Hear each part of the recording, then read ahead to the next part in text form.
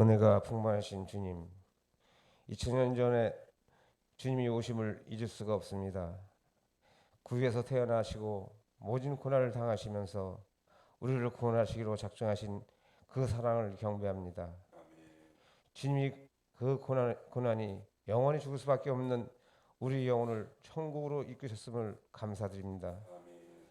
피로 값주시고 사신 이 죄인들을 더 이상 버려두지 않으시고 하나님이 자녀되는 권세를 주시고 오늘도 은혜의 창중에 지켜주심을 감사드립니다. 이 시간 예배에도 불같은 성령으로 역사하사 이 예배가 신령과 진정으로 드려지는 예배가 되게 하옵소서.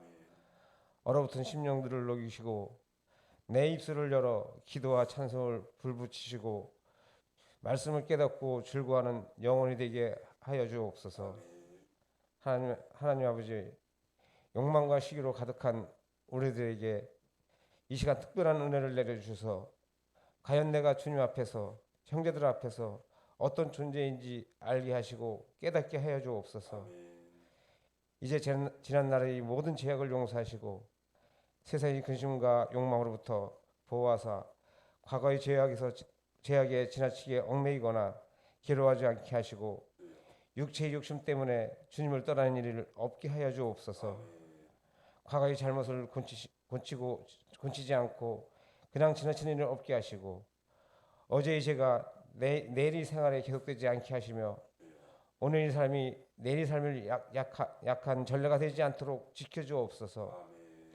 언제나 세상의 깨락이 내 마음의 함정이 되지 않도록 지켜주셔서 주님 명령하시는 작은 부분이라도 능히 감당할 수 있도록 준비시켜 주시고 받은 복을 이웃과 함께 나눌 수 있는 손도 주옵소서. 사랑의 하나님, 우리를 불쌍히 여기시고 육신에 필요한 모든 것뿐만 아니라 영적 생명을 위해 있어야 할 것으로 우리를 채워 부유케 하옵소서. 우리가 서로 사랑할 수 있는 능력을 받아 사랑으로 하나 되게 하시고 말씀과 진리로 날마다 바르게 성장하게 하옵소서. 주님, 부탁하신 전도와 선교에 힘쓸 수 있도록 역사하옵소서. 진리 성령이 오셔서 사모하는 심령에 은혜의 깊은 자리가 되어 믿음으로 일할 수 있게 하옵소서. 사랑의 수고와 봉사도 할 수 있고 인내로서 소망을 이뤄가는 거룩한 생명이 되게 하옵소서. 사랑의 주님, 이 시간 예배를 통해서 우리 안에 맑고 깨끗한 심령을 빚어주시고 어떤 죄든지 과감히 거절하고 어떤 힘든 일이든지 주의 뜻이라면 주저하지 않고 실천할 수 있는 용기를 허락하여 주옵소서.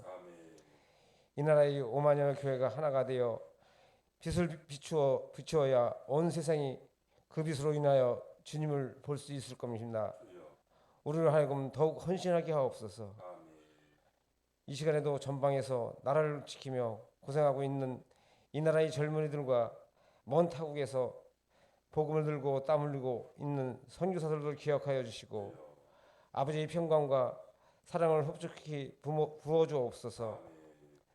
주님이 놀라운 능력이 우리 성도들이 있는 처소마다 동일하게 임하시고 사람마다 하나님의 음성을 듣는 영적인 귀가 열려 있게 하여 주옵소서. 말씀을 전해주실 목사님을 붙들어 주시고 성령을 더입혀 주심으로 인해 생명이 있는 말씀, 심령을 쪼개는 말씀을 전할 수 있도록 도와주옵소서. 오늘도 말씀이 우리 심령을 파고들어 도전이 되게 하여 주시고 말씀을 들을 때 내 영혼에 힘이 없고 하나님이 사람으로 성숙하게 하옵소서. 오늘도 살계시는 예수님으로 기도합나이다.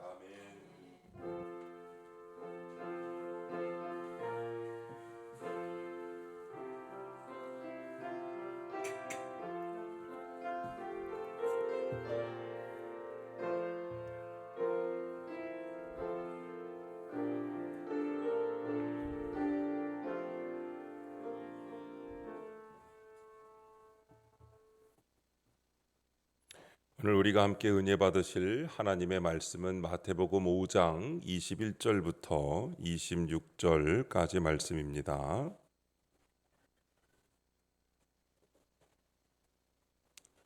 우리 하나님의 말씀을 다 일어나셔서 한 목소리로 읽겠습니다. 옛사람에게 말한 바 살인하지 말라. 누구든지 살인하면 심판을 받게 되리라 하였다는 것을 너희가 들었으나 나는 너희에게 이르노니 형제에게 노하는 자마다 심판을 받게 되고 형제를 대하여 나가라 하는 자는 공회에 잡혀가게 되고 미련한 놈이라 하는 자는 지옥불에 들어가게 되리라. 그러므로 예물을 제단에 드리려다가 거기서 내 형제에게 원망 들을 만한 일이 있는 것이 생각나거든 예물을 제단 앞에 두고 먼저 가서 형제와 화목하고 그 후에 와서 예물을 드리라. 너를 고발하는 자와 함께 길에 있을 때에 급히 사화하라. 그 고발하는 자가 너를 재판관에게 내어주고 재판관이 옥리에게 내어주어 옥에 가둘까 염려하라.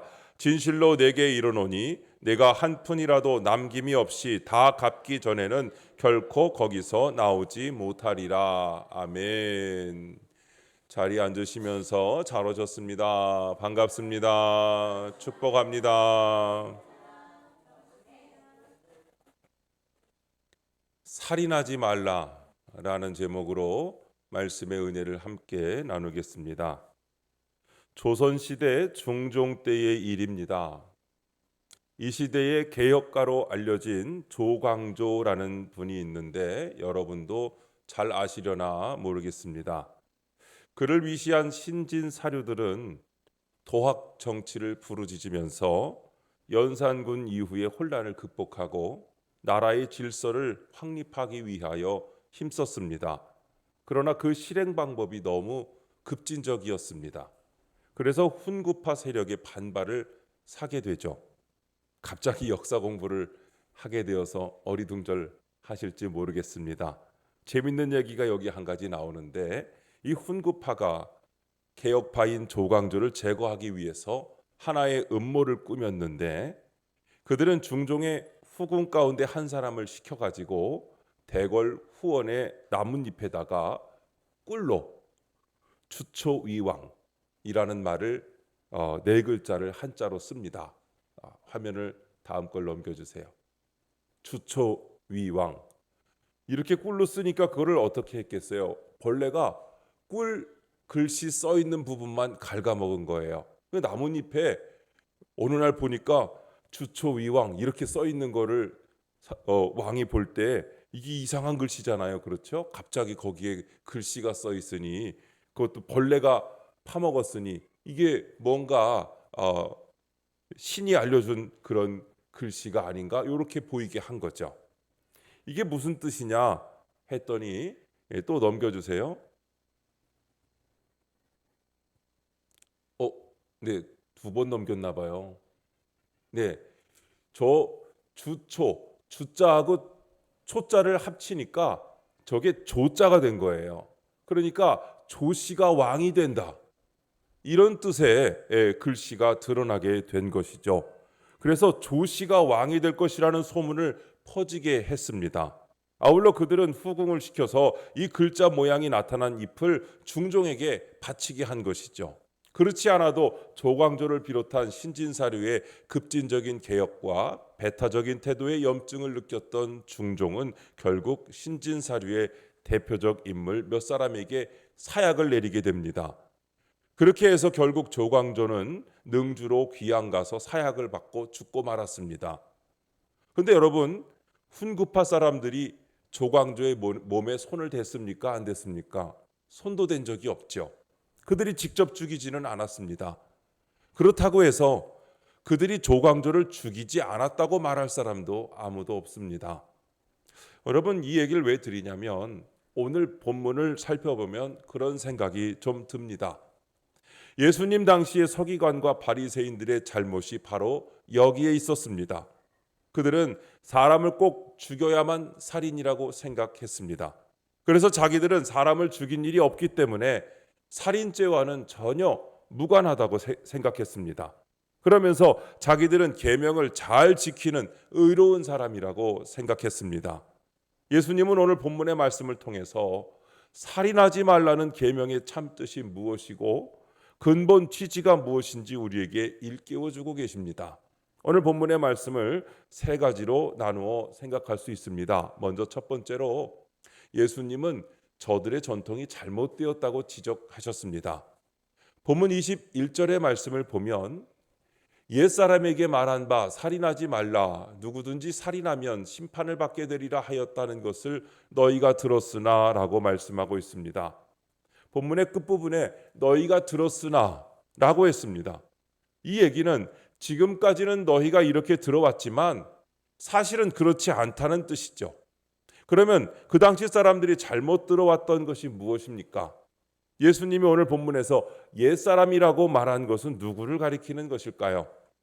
여기서 말하는 옛사람은 서기관과 바리새인들에게 전통을 입과 문서로 통해 전해준 조상들을 가리키는 것입니다. 조금 더 살펴보면 그들의 전통이 무엇이냐 하는 것인데 하나님이 우리에게 주신 6계명이 기록되어 있는 출애굽기 20장이나 신명기 5장을 보면 6계명이 나오는데 살인하지 말지니라 하는 것이 전부입니다. 그 뒤에 다른 말씀이 덧붙여 있지 않습니다. 그런데 오늘 본문에서 우리가 알 수 있듯이 서기관과 바리새인들은 자기들의 전통에 따라서 살인하지 말라는 계명 뒤에 임의대로 무슨 말씀을 덧붙였습니까? 누구든지 살인하면 심판을 받게 되리라 이 말을 덧붙여 놨습니다. 그들은 임의대로 이 말을 덧붙임으로써 적어도 두 가지 면에서 잘못을 범합니다. 첫째로 그들은 누구든지 살인하면 이라는 이 말을 덧붙임으로 인해서 살인을 외적으로 드러나는 행위에 국한시켜버리고 말았습니다. 그래서 자기들은 사람을 죽인 적이 없기 때문에 살인죄와는 전혀 무관하다고 생각했습니다. 과연 사람을 직접 죽이지만 않으면 아무런 상관이 없는 것입니까? 여러분 다윗을 생각해 보시죠. 다윗은 우리아의 아내 바세바를 범했습니다. 그리고는 그 일을 감추기 위해서 우리아를 전쟁터 최일선에 보내어 죽게 만들었습니다. 그가 우리아의 몸에는 전혀 손대지 않았습니다. 여러분 그렇다고 해서 그가 살인죄를 면할 수 있습니까? 그렇지 않았습니다. 하나님은 나단 선지자를 통하여 분명하게 말씀하죠. 사무엘하 12장 9절 말씀에 네가 여호와의 말씀을 업신여기고 나 보기에 악을 행하였느냐 네가 칼로 햇사람 우리아를 치되 암몬 자손의 칼로 죽이고 그의 아내를 빼앗아 내 아내로 삼았도다 했습니다. 하나님은 나단 선지자의 입을 통해서 다윗이 분명히 살인죄를 범했다는 사실을 말씀하고 있습니다. 서기관과 바리새인들도 마찬가지입니다. 물론 그들이 예수 그리스도를 자기 손으로 십자가에 못 박은 것은 결코 아니었습니다. 그렇다고 해서 그들이 살인죄를 면할 수 있습니까? 사도행전 7장 52절에 보면 하나님은 스데반의 입을 통해서 바로 그들이 살인한 자라고 분명하게 말씀하고 있습니다. 아무튼 서기관과 바리새인들은 자기들의 전통에 따라서 살인이라는 말을 잘못 이해해서 겉으로 드러나는 행위만 그리고 그 결과에만 치중을 했습니다. 두 번째는 그들은 자기들의 전통에 따라서 심판을 받게 되리라 하는 말씀을 덧붙여 놨습니다. 그렇게 함으로써 살인하지 말아야 할 이유를 약화시켜버리고 말았습니다.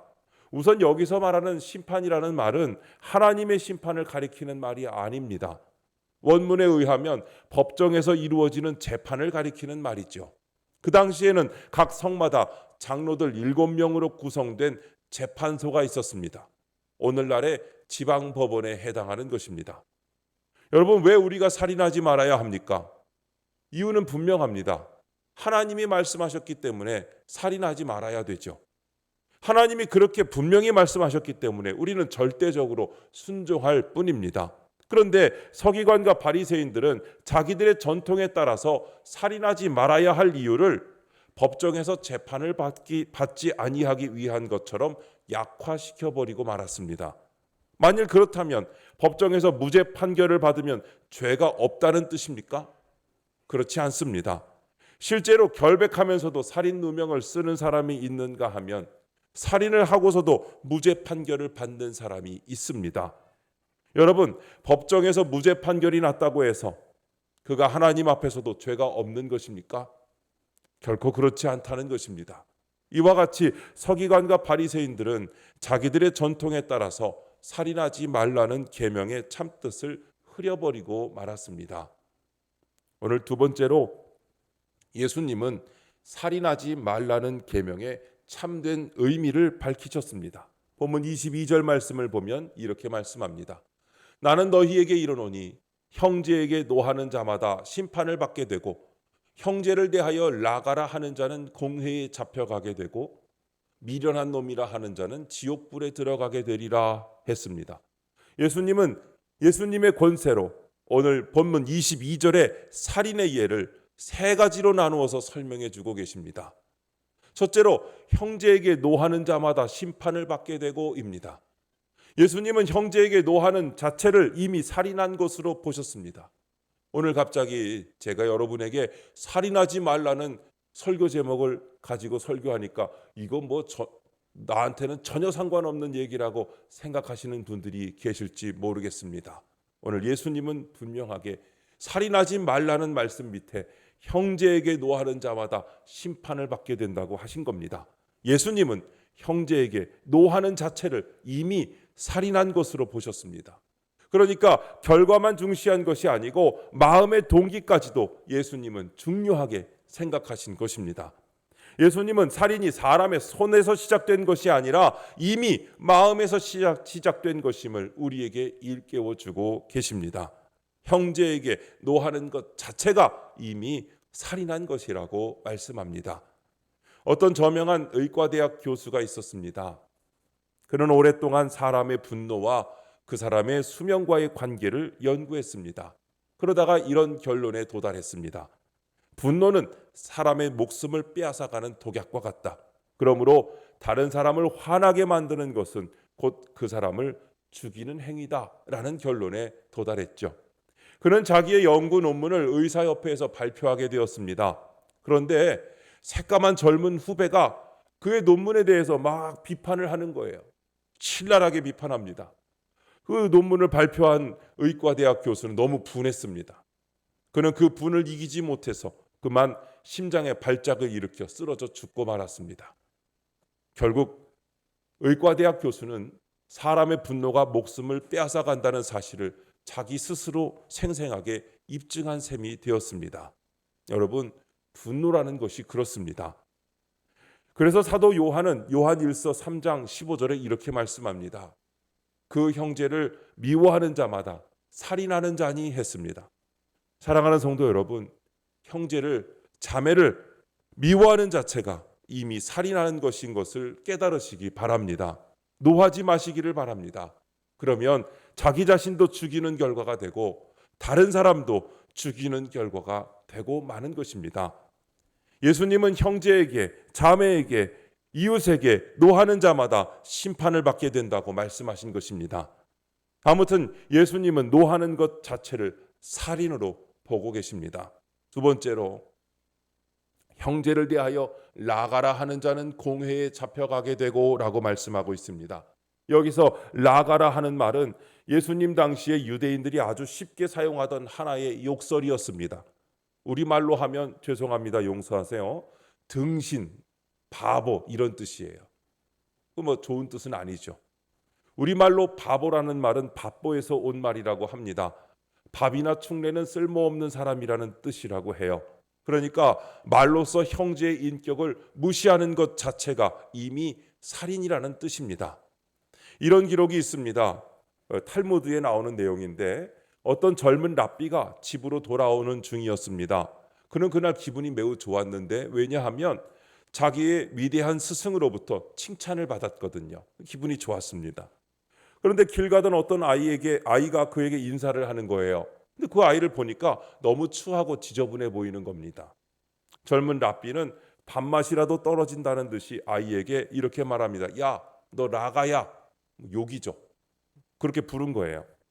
그 아이를 라가라고 불렀습니다. 그러면서 말합니다. 넌 왜 그렇게 추하게 생겼냐? 너희 집 사람들도 다 그렇게 추하냐? 이렇게 얘기한 겁니다. 그때 그 어린아이가 이렇게 대꾸합니다. 글쎄요. 저도 제가 왜 이렇게 추하게 생겼는지 잘 모르겠어요. 아시고 싶으시면 저를 만드신 창조주 하나님께 가셔서 왜 저를 이렇게 추하게 만드셨는지 좀 물어봐 주세요 라고 대답했다고 합니다. 여러분, 말로 상대방의 인격을 짓밟고 무시하는 것은 그를 만드신 하나님을 무시하는 행위나 다름없는 것입니다. 예수님은 형제를 대하여 나가라 하는 자는 공회에 잡히게 된다고 말씀하셨습니다. 공회는 오늘날의 대법원과 같은 곳입니다. 최고의 권력 기관이었습니다. 성경에 의하면 예수님도 공회에서 신문을 받게 되었죠. 사도들도 공회에서 신문을 받고 공회 앞에서 채찍을 맞았습니다. 또 스데반 집사를 죽였던 것도 역시 공회였습니다. 형제를 대하여 나가라 하는 자는 공회에 잡힌다는 것을 오늘 예수님은 말씀하고 계십니다.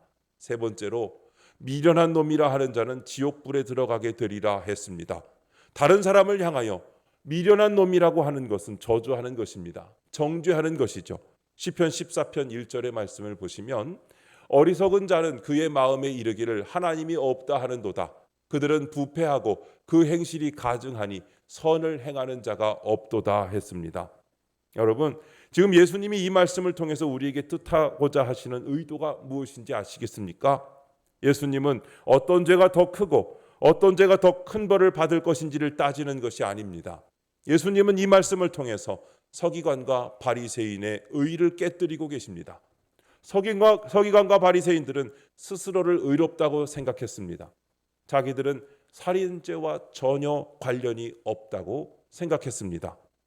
그러면서도 그들 마음속에는 미움이 가득 차 있었습니다. 그들은 로마 사람들을 미워했지요. 또 그들은 사마리아 사람들도 원수처럼 생각하면서 미워했습니다. 그들은 세리와 창녀들을 얼마나 무시했습니까? 또 그들은 다른 사람들을 쉽게 비판하고 정죄했습니다. 예수님 앞에 간음한 여인을 정죄하고서 돌로 쳐 죽이려고 했었습니다. 심지어 죄와는 아무런 상관이 없으신 예수님마저도 그들은 정죄했지요. 결국은 예수님을 십자가에 못 박고 말았습니다. 그러면서도 자기들은 살인하지 않은 자라고 계명을 잘 지키는 자라고 스스로 의롭게 생각하고 있었던 것입니다. 그러니 어떻게 그들의 외식적인 의를 가지고 천국에 들어갈 수 있었겠습니까? 여러분, 이 말씀을 우리가 왜 나눕니까? 우리는 어떤지 돌아봐야 합니다. 우리는 어떻습니까? 예수님의 말씀에 비추어 보면 우리도 다 살인한 자들입니다. 그러나 우리는 서기관이나 바리새인과는 다르겠죠. 무엇이 다릅니까? 여러분, 우리는 스스로 의롭다 생각하지 않습니다. 저와 여러분 가운데 스스로 의롭다 여기면 서기관과 바리새인과 똑같은 겁니다. 오 하나님, 불쌍히 여겨주시옵소서. 우리는 죄인입니다. 저는 죄인입니다. 이와 같이 우리는 애통하는 심정으로 하나님의 긍휼을 바라면서 무릎 꿇고 기도하는 사람이 되어야 하는 것입니다. 그래서 하나님은 예수 그리스도 안에 있는 우리를 긍휼히 여기시고 십자가에 흘리신 보혈로 우리의 모든 죄를 깨끗하게 씻어주신 줄로 믿습니다. 우리가 죄인임을 인정하는 자마다, 예수 그리스도 앞에 나와 무릎 꿇고 내 죄를 인정하는 자마다, 내가 내 입술로 내 마음으로 이미 살인했고 내가 그 죄인이며 용서받을 수 없는 악한 죄인임을 인정하며 그 죄를 사죄하는 자마다 예수 그리스도의 보혈로 씻음받고 죄사함 얻어 구원받게 된 줄로 믿습니다.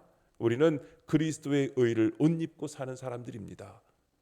서기관과 바리새인보다 더 나은 의, 예수 그리스도의 의가 우리에게 있기 때문에 우리는 천국의 시민이 되는 것을 믿으시기 바랍니다.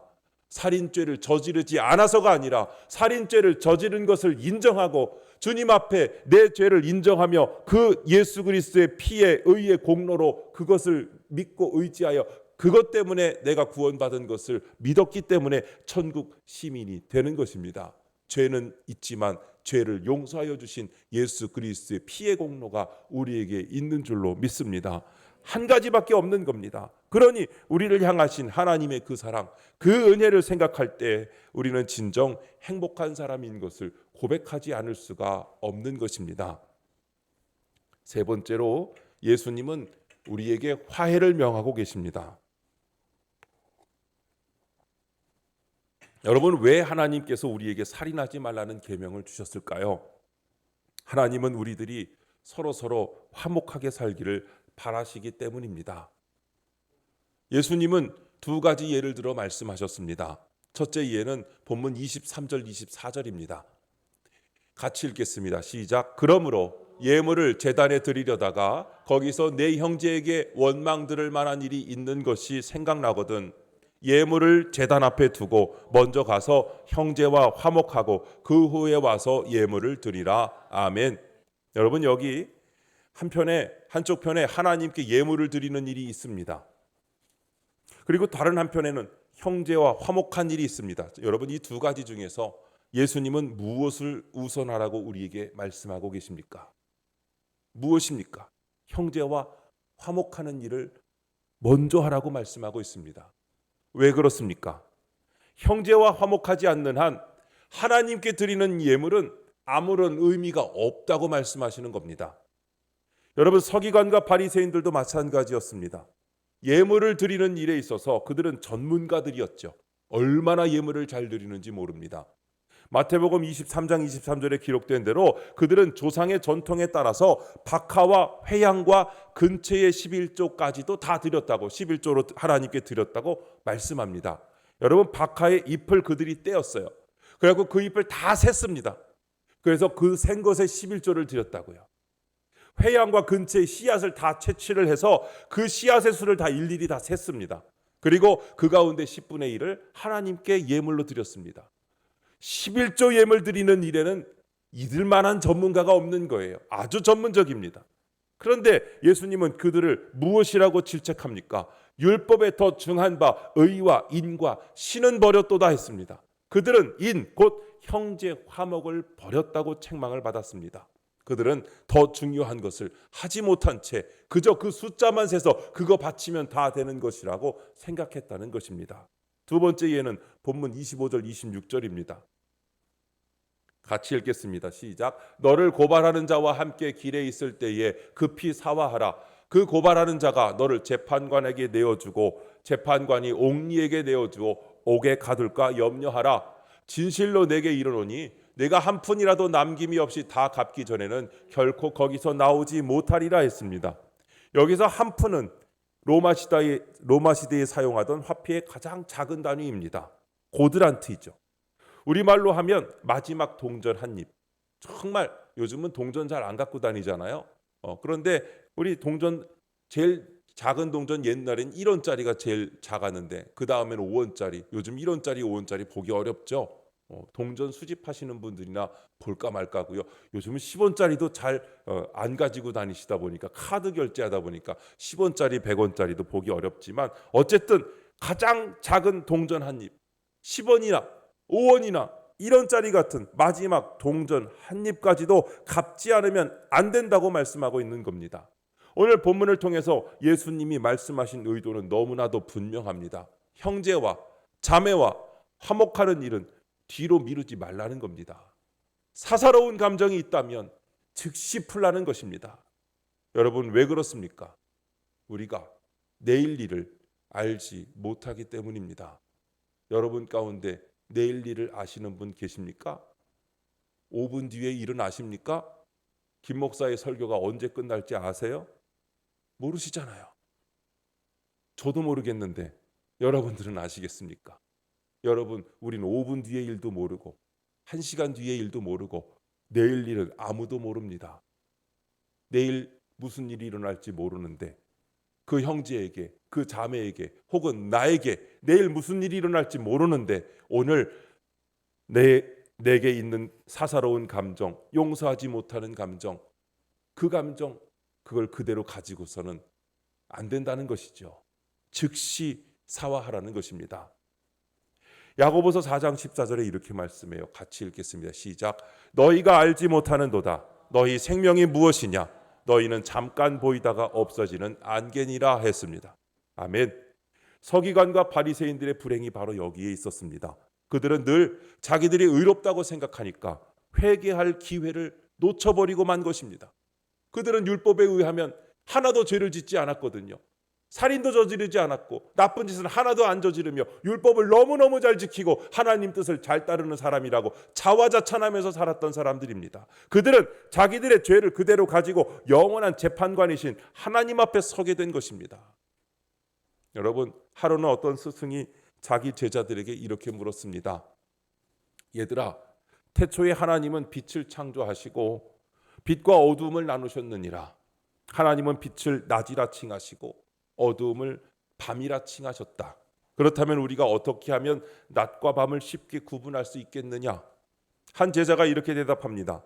예, 제 생각에는 길거리에 걸어 다니는 사람이 남자인지 여자인지 쉽게 구분이 될 때가 낮이고, 그렇지 못할 때는 밤이라고 보면 될 것 같습니다.